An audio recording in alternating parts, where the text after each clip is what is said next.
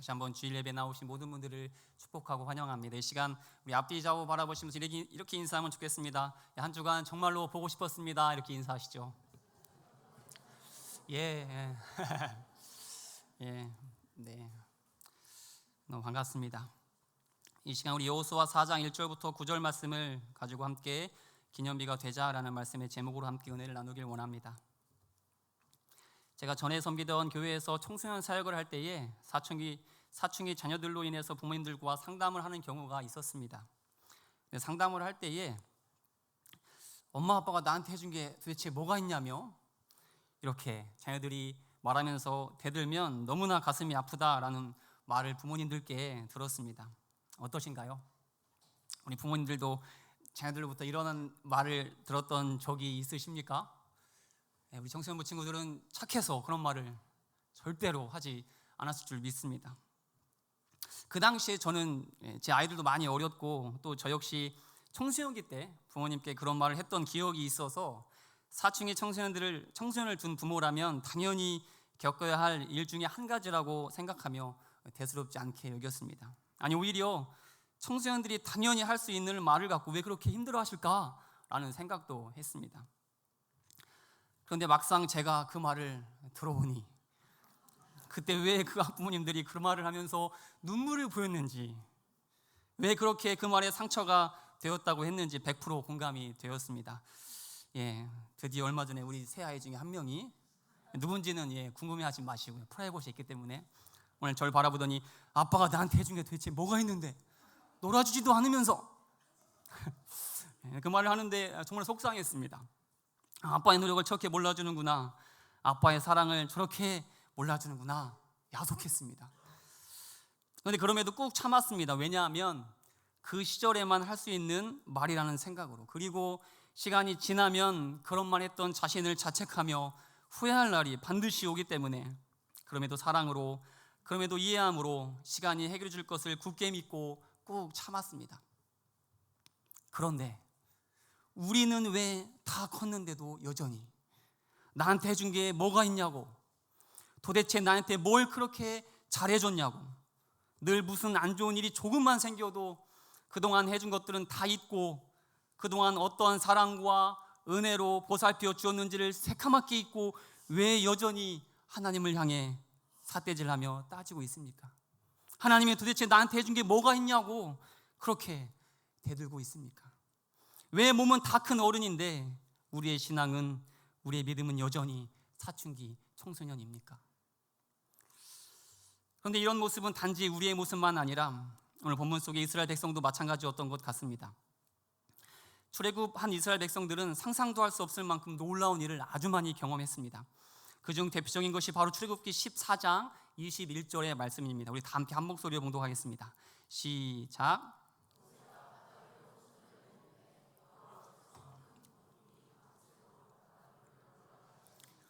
물이 갈라져 바다가 마른 땅이 된지라. 아멘. 앞에는 시퍼런 홍해가 가로막고 있고 뒤에서는 출애굽한 이스라엘 백성들을 잡으려고 애굽 군대가 철병거를 이끌고 미친 듯이 달려오고 있었습니다. 오도 가도 못하는 이런 상황 가운데에 하나님께서 이스라엘 백성들을 어떻게 구해 주셨습니까?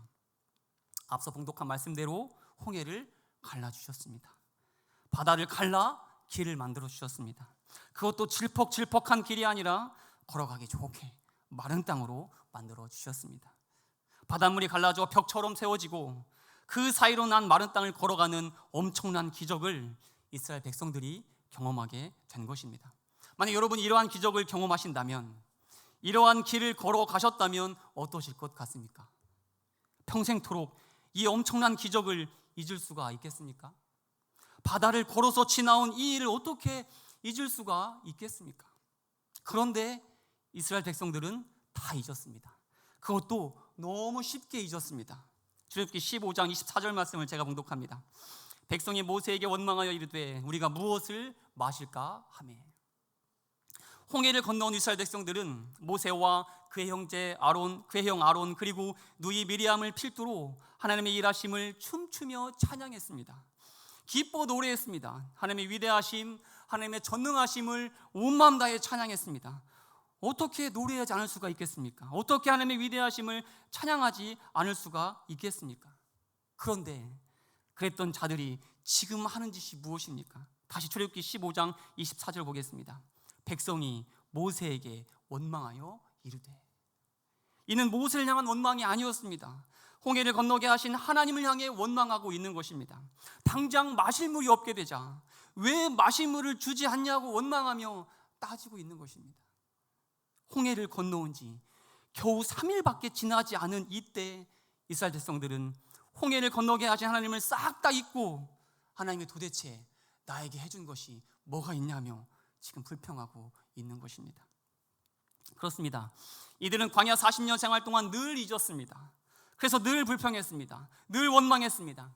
애굽에서 잘 먹고 잘 살던 자신들을 왜 굳이 애굽에서 데리고 나와 이 고생을 시키냐고, 왜 광야에서 굶어 죽게 하냐고, 그동안 베푸신 하나님의 은혜를 싹 다 잊고 늘 하나님을 향해 따졌던 자들이 바로 이스라엘 백성들이었습니다. 그런데 그럼에도 하나님께서는 이들을 어떻게 해주셨습니까? 포기하지 않으시고 끝까지 그들을 가나안 땅으로 인도해 오셨습니다. 오늘 우리가 봉독한 본문이 바로 꿈에 그리던 가나안 땅에 입성하기 위한 마지막 관문인 요단강을 건넌 직후의 이야기입니다. 그런데 이스라엘 백성들이 요단강을 또 어떻게 건넜다라고 말씀은 전하고 있습니까? 우리 여호수아 3장 17절의 말씀을 우리 다 함께 한 목소리로 봉독하시겠습니다. 시작.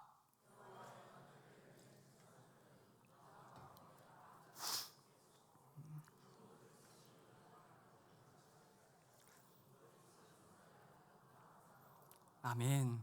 어떻게 요단강을 건너왔습니까? 홍해의 기적처럼 하나님께서 친히 요단강을 가르셔서 길을 내시고 그 길을 마찬가지로 마른 땅이 되게 하셔서 요단강을 걸어서 건너가게 하셨습니다.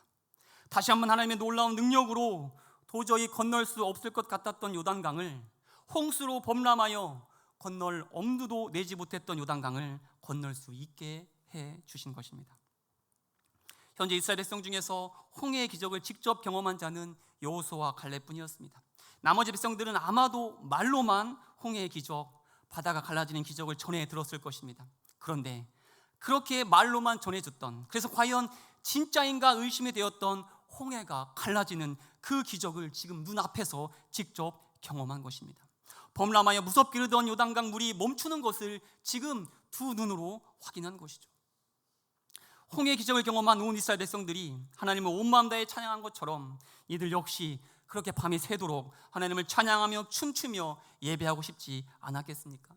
그런데 이때 그렇게 들떠있는 이스라엘 백성들에게, 놀라운 기적으로 흥분을 감추지 못하고 다들 모여서 떠들고 있는 이스라엘 백성들에게 하나님께서 여호수아를 통해 가장 먼저 명령하시는 것이 무엇입니까? 1절의 말씀을 제가 봉독합니다. 그 모든 백성이 요단을 건너가기를 마침에 여호와께서 여호수아에게 말씀하여 이르시되, 모든 백성이 요단강을 건너가자마자 하나님께서는 여호수아를 서둘러 부르십니다. 그리고 명령하십니다. 2절과 3절은 다 함께 한 목소리로 봉독하겠습니다. 시작. 백성의 각 지파에 한 사람씩 12사람을 택하고 그들에게 명령하여 이르기를, 요단 가운데에 제사장들의 발이 굳게 선 그곳에서 돌 12를 택하여 그것을 가져다가 오늘 밤 너희가 유숙할 그곳에 두게 하라 하시니라. 아멘. 하나님께서 여호수아를 재촉하여 말씀하십니다. 서둘러 말씀하십니다. 어서 빨리 각 지파 중 12사람에게 명하여 너희가 걸어온 요단강 한가운데에 있는 돌을 하나씩 택하여 가져오게 하라. 그리고 그 이유를 이렇게 말씀하십니다. 7절을 제가 봉독합니다. 그들에게 이르기를, 요단물이 여호와의 언약궤 앞에서 끊어졌나니 곧 언약궤가 요단을 건널 때에 요단물이 끊어졌으므로 이 돌들이 이스라엘 자손에게 영원히 기념이 되리라 하라 하니라. 왜 하나님께서는 서둘러 여호수아에게 돌 12개를 택해 가져오라고 명령하셨습니까? 왜 모든 이스라엘 백성들이 요단강을 건너기를 마치자마자 가장 먼저 12개의 돌을 가져오라고 명령하셨습니까? 그 이유는 이스라엘 자손에게 영원히 기념이 되리라 하라. 그렇습니다.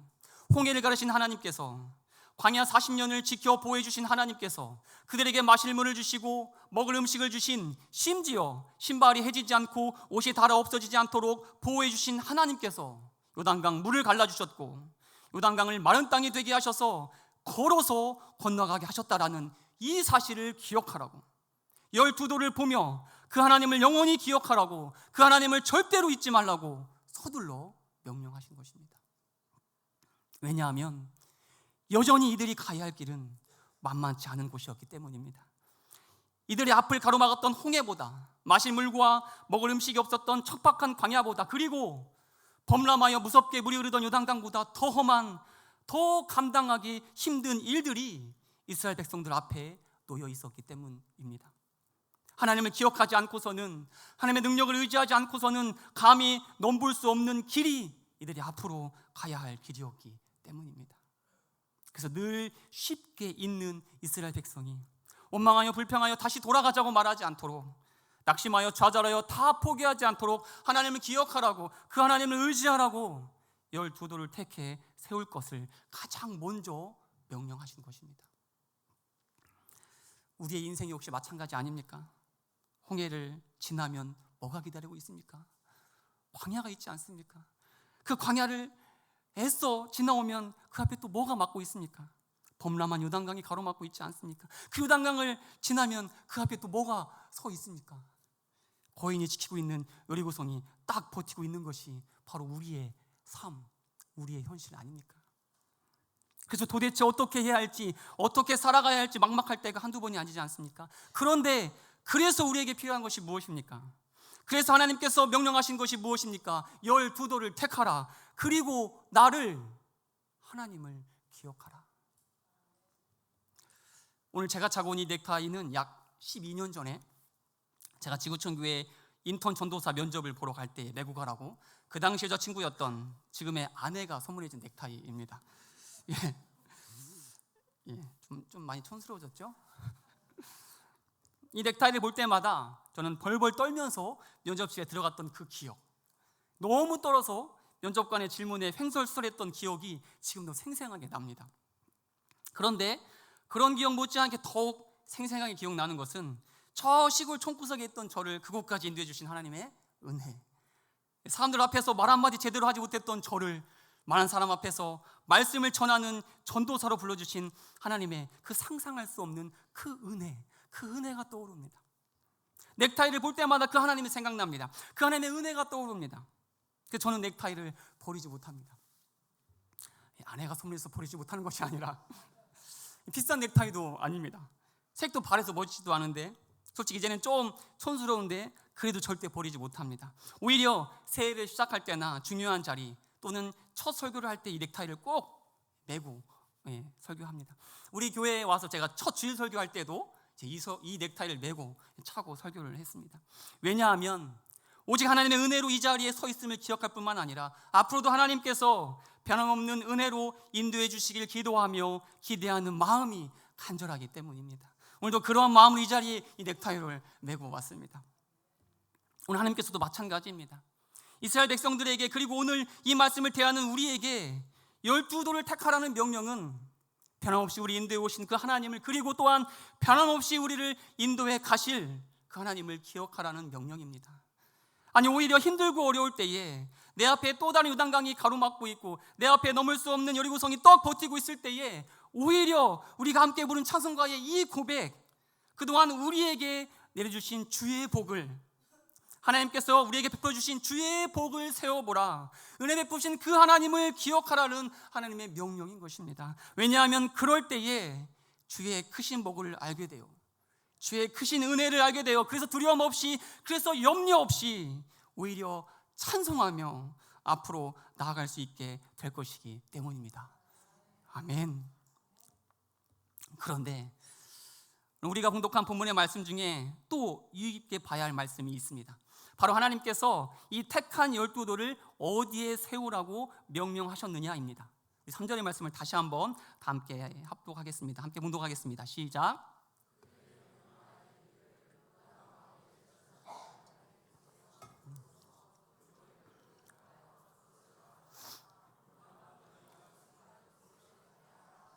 아멘. 요단강에서 택한 돌을 어디에 두라고 명령하셨습니까? 오늘 밤 너희가 유숙할 곳. 그렇습니다. 하나님께서 택한 돌을 우리가 먹고 자는 일상의 삶의 자리에 세우라고 명령하십니다. 그리고 그 이유를 6절에서 이렇게 전합니다. 제가 봉독합니다.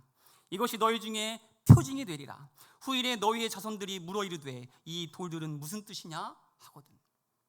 후일에, 즉 요단강을 건넌 경험이 없는 자손들이 왜 이 돌이 여기 있냐고 묻게 될 때에 요단강을 건너게 하신 하나님을 전하기 위해, 그 하나님이 어떠한 분이신지를 가르치기 위해 12돌을 유숙할 곳, 늘 가까이 하며 언제든 볼 수 있는 일상의 삶의 자리에 세워둘 것을 명령하신 것입니다. 그렇습니다. 우리가 하나님을 잊지 않고 기억하는 건 너무나 중요합니다. 내가 만난 하나님, 나에게 놀라운 은혜와 능력으로 인도해 주신 하나님을 기억하며 또 의지하며 살아가는 것 너무나 중요합니다. 그런데 이 못지않게 중요한 것이, 아니 어떻게 보면 이보다 더 중요한 것이 바로 내 믿음을, 내가 만난 하나님을 전하는 것입니다. 후손에게 가르치는 것입니다. 그래서 그들 역시 하나님을 나의 하나님으로 고백할 수 있게 하는 것입니다. 그렇다면 우리의 삶의 자리에서 자녀에게, 이웃들에게 어떻게 전할 수 있겠습니까? 어떻게 그 하나님을 가르칠 수 있겠습니까? 말씀을 준비하면서 오래전에 지나가듯 보았던 짧은 영상 하나가 생각이 났습니다. 영상 1분짜리인데요. 영상 한번 다 함께 보신 이후에 말씀을 이어가도록 하겠습니다. It looks like rain again today. Dark clouds gather and fill the sky. Don't know how to talk to you. Just know how to say goodbye. Have you actually got a driver's license? I don't think so. Go back where you came from. Learn the thinking. Go back where you came from.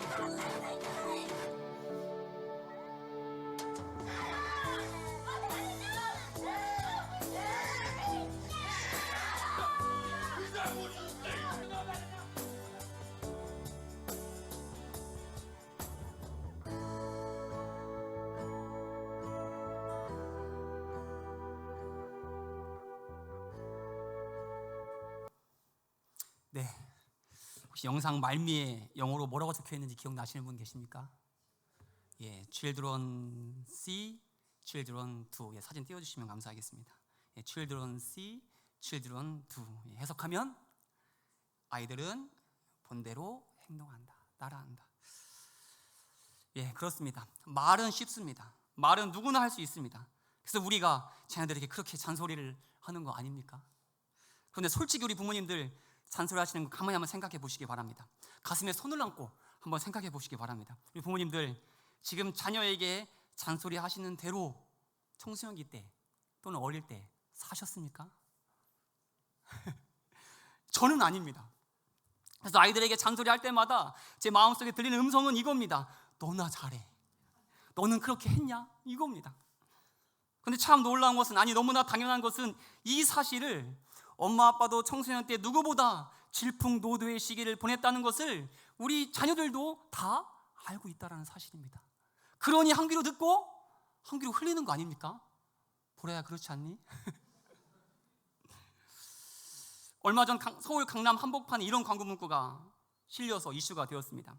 언제나 평등하지 않는 세상을 꿈꾸는 당신에게 바칩니다. 이해가 되십니까?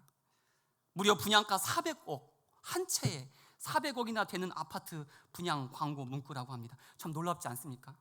아니 분양가가 400억짜리 아파트가 있다는 것이 놀라운 것이 아니라, 그로 놀랄 것이 아니라 저런 문구가 버젓이 대로에 걸려 있다는 것에 놀랍지 않습니까? 그냥 부자 한 사람의 속마음이 아니라 강남 대로의 광고판에 저런 문구가 버젓이 적혀 있는 이 세상에 놀랍지 않으십니까? 저 문구가 돈이 최고라는 말과 뭐가 다릅니까? 돈이 전부라는 말과 뭐가 다릅니까? 그런데 돈이 최고라는 말이, 돈이면 다라는 말이 공공연하게 걸려있는 이 세상 속에서 돈이 최고가 아니야. 인생에 돈이 전부가 아니야. 믿음이 전부고 예수님이 최고고 예수님이 다야라고 우리 사람들에게, 자녀들에게 어떻게 가르칠 수 있겠습니까? 어떻게 전할 수 있겠습니까? 방법은 단 한 가지입니다. 뭡니까? Children see, children do. 바로 우리가 그렇게 살아내는 것입니다. 그래서 나를 따라오라고, 나를 본받으라고 말할 수 있어야 하는 것입니다. 얼마 전에 우리 어린이부에서 성경시험을 쳤다고 들었습니다. 성경시험 무려 5명의 만점자가 나왔다고 합니다. 결코 저도 봤는데 문제가 쉽지 않았습니다. 심지어 암송구절도 적는 문제가 있었습니다. 제가 봐도 만점을 못 맞을 것 같다는 부끄러운. 그런데 5명이나 만점자가 나왔다는 것에 정말로 대단한, 아마 담당 교육자의 훌륭함이 아닐까 싶습니다. 그런데 말씀을 준비하면서 문득 이런 생각이 들었습니다. 과연 성경시험 만점 받은 것을 학교에서 수학이나 영어, 국어시험 만점 받은 것보다 우리 부모님들이 더 좋아하셨을까? 더 기뻐하셨을까? 우리 강은희 집사님, 우리 찬이가 8살인데 최연소로 만점을 받았다고 합니다. 대단하지 않습니까? 어떻게 더 기뻐하셨죠? 9살 더 기뻐하셨죠? 파티도 해주셨나요?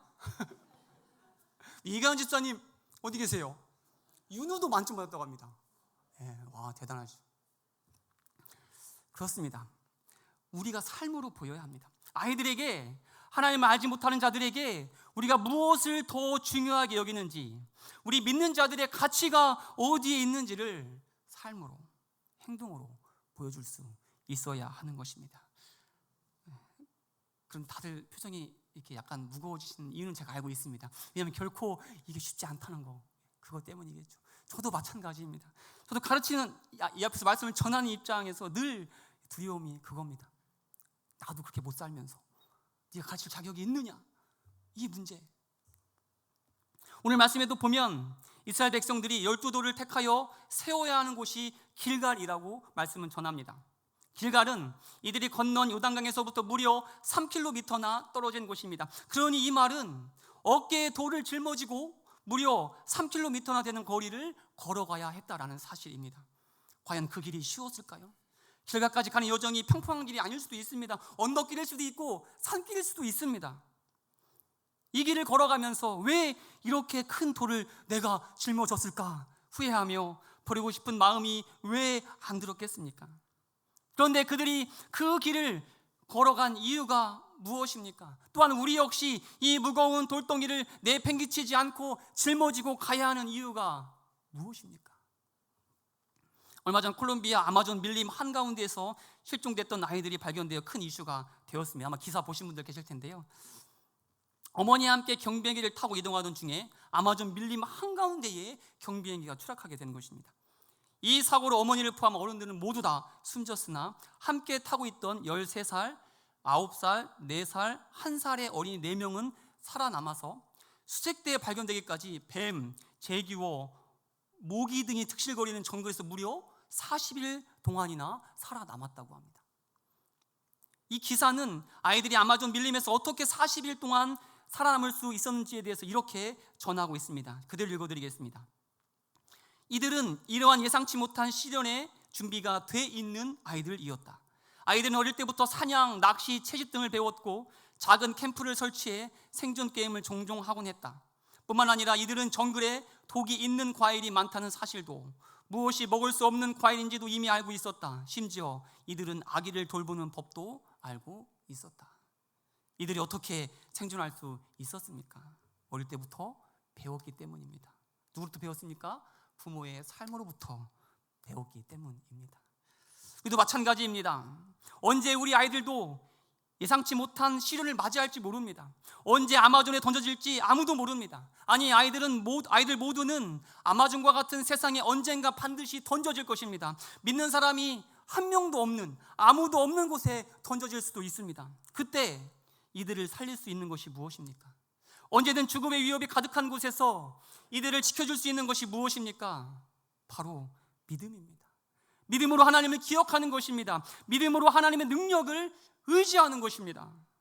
그래서 우리는 돈이 아니라, 학벌이 아니라, 좋은 직장, 높은 자리가 자신을 살리고 지키고 보호해 줄 수 있는 것이 아니라 믿음이, 하나님만이 너를 지켜주시고 너를 보호해 주신다고 지금 가르쳐야 하는 것입니다. 우리의 삶으로 보여주어야 하는 것입니다. 그러니 오늘도 무겁지만, 포기하고 싶지만 그 돌을 길갈에 세우는 그 길을 끝까지 가야 하는 것입니다. 우리의 삶으로 하나님을 전하고 가르치는 자가 되어야 하는 것입니다. 오늘부터라도 후회가 되신다면 오늘부터라도 이 길을 가는 우리 모두가 될 수 있기를 축복합니다. Children see, children do. 본대로 행동합니다. 2010년도에 개봉한 영화 중에 일라이라는 영화가 있습니다. 덴젤 워싱턴이 주연한 영화입니다. 영화는 핵전쟁 후 황폐화된 지구를 배경으로 하고 있습니다. 모든 것이 다 무너지고 모든 것이 다 사라진 지구에서 겨우 살아남은 자들이 서로를 약탈하며 어떻게든 살아남으려고 발버둥치는 상황에서 한 남자가 책 한 권을 들고 무려 30년이라는 긴 시간 동안 길을 떠납니다. 그의 사명은 그 책을 어딘지도 알 수 없는 서쪽 끝에 전달하는 것이었습니다. 왜냐하면 그 책은 무법천지가 된 지구를 다시 회복할, 다 무너져가는 지구를 온전케 할 유일한 소망이었기 때문입니다. 그런데 다 무너진 지구를 살릴 유일한 소망인 그 책을 가만히 둘 리가 없지 않습니까? 역시 이 책을 빼앗아 진정한 지도자가 되기 위한 악당이 등장합니다. 여러 위기 속에서도 빼어난 싸움 실력으로 다 극복하는가 싶더니 결국에는 악당의 끈질긴 공격에 주인공은 책을 빼앗기고 또 총까지 맞아 죽을 위기에 처하고 맙니다. 하나뿐인 유일한 소망이 악당의 손에 넘어가 더 이상 그 어떠한 희망이 보이지 않는 상황이었지만 주인공은 어째서인지 책을 찾으러 가는 대신 상처 입은 몸을 이끌고 목적했던 곳으로 끝까지 갑니다. 그리고 드디어 목적지에 도착한 주인공은 30년 동안 지켜온 책을 전달합니다. 악당에게 빼앗긴 책을 어떻게 전달했을까요? 바로 30년 동안 그 책을 전달하기 위해 걸었던 그 여정 속에서 하루도 빠짐없이 읽고 또 읽어 책의 내용을 전부 외워버렸던 것입니다. 결국 그 주인공 자신이 책이 되어버린 것입니다. 그 주인공 자신이 미래를 회복할, 미래의 운명을 바꿀 소망이 되어버린 것이죠. 오늘 설교 제목 무엇인지 기억나십니까? 기념비를 세우자입니까? 기념비가 되자입니다. 기념비가 되자. 그렇습니다. 하나님을 늘 잊지 않고 기억할 수 있는, 그리고 그 하나님을 잊지 않도록 누구도 잊지 않고 의지하며 살아갈 수 있도록, 그리고 그 하나님께서 살아계신다고 온 세상에 증거할 12돌 기념비 누구입니까? 누구입니까? 바로 여러분, 그리고 우리 모두입니다. 우리가 있는 그 자리, 우리가 살아가는 삶의 터전에서 기념비처럼 비가 오나 눈이 오나 흔들림 없이 하나님을 증거하는 자가 될 수 있기를 축복합니다. 누군가 하나님을 모르는 사람이 와서 이 돌의 의미가 뭐냐고 물을 때에 내가 만난 하나님을, 내가 경험한 하나님의 놀라운 일하심을 삶으로 증거하는 자가 될 수 있기를 축복합니다. 옆 사람 바라보면서 이렇게 인사하시면 좋겠습니다. 옆 사람 바라보면서 이렇게 인사하시죠. 우리가 바로 12돌입니다. 이렇게 인사하시죠. 다시 한번 이렇게 인사하시죠. 우리가 바로 하나님을 증거할 기념비입니다. 다시 한번 인사하시죠. 하나님을 증거할 기념비입니다. 아멘. 다 함께 기도하시겠습니다.